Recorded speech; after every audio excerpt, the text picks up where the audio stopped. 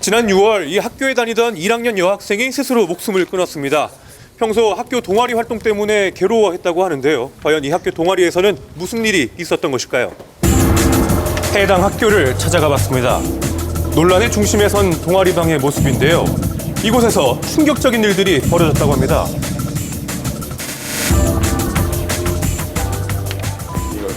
공비라고 했어요. 정말 몇백만 원을 집어넣고 일산화탄소를 주입하면은 2, 3분 만에 아이들이 다 죽는데요. 냉동을 시켜서 얼려있는 상태에서 주문이 들어오면은 진공 포장을 한다고 하더라고요. 진공 포장을 해서 택배를 보낸대요. 전 이 얘기를 듣고 깜짝 놀랐어요. 아니 학교에서 어떻게 이런 일을 할 수가 있는지. 고등학교에 입학하자마자 쥐를 키우는 동아리에 가입했던 김양. 그런데 얼마 후 학교 생활이 힘들다고 호소를 해왔다고 합니다. 아이가 힘들었는지 자퇴를 전학을 가겠다고 이 학교 못 다니겠다고. 그게 언제였나요? 그것도 3월 달이었어요. 3월이에요. 예, 입학하자마자. 그리고 자살하기 며칠 전에 저한테 카톡으로 보내왔어요. 네. 자꾸 귀가 아프대요. 귀가요? 예. 네. 자꾸 누가 뭐라 한대요, 귀 속에서. 극심한 스트레스로 환청에까지 시달렸던 딸. 결국 자살이라는 안타까운 선택을 하고 말았습니다.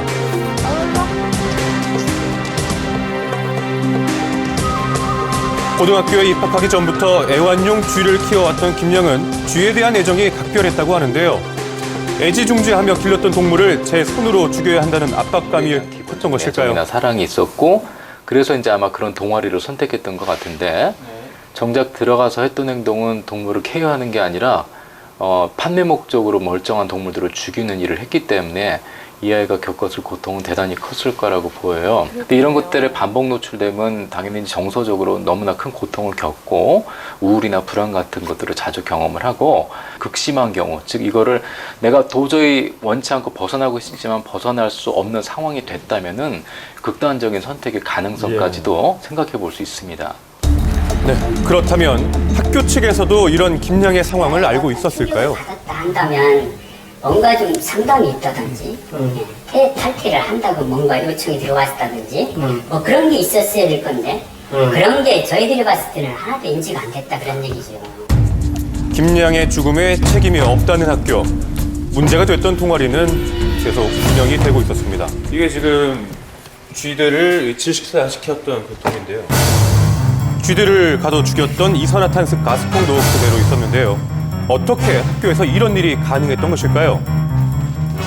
교육청에 학교 기업이 신청을 했어요. 그게 이제 학교 기업에 선정이 됐고. 김양이 다녔던 고등학교는 취업을 목표로 하는 특목고였습니다. 소속이 돼 있던 동아리도 국가의 지원을 받던 창업 동아리, 일명 학교 기업으로 인정을 받고 있었던 상황인데요. 주문이 들어오잖아요. 먹이를 그냥 살아있는 걸 보낼 수가 없으니까 모든 파충류의 먹이 그렇게 질식사 된 게 냉동물에서 이렇게 공급이 돼요. 사실은.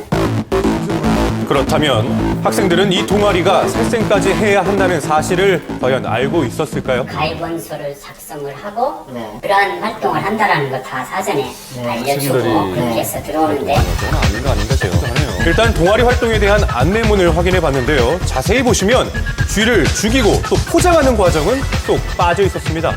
내 딸이 그거를 어떻게 했을지, 그걸 왜 그런 걸 아이들한테 시키는지, 착한 심성의 아이를 거기에 놔뒀다는 거, 바로 자퇴를 못 시켰다는 거, 그게 죄책감이죠. 해당 교육청에서는 이번 상황을 어떻게 파악하고 있었을까요? 계획서상으로 검토를 하셨을 때는 미처 다 확인을 못 하셨던 부분인가요? 그 부분에는 나타나지 않으니까 죽여서 판매한다는 내용은 없으니까 계획서상에는.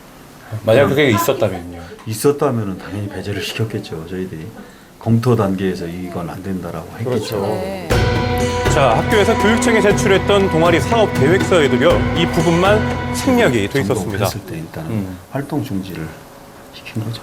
그래도 학교에서 교육을 하는 기관에서 이렇게 죽여서 판매하는 것은 학생 교육 목적에 맞지 않지 않느냐.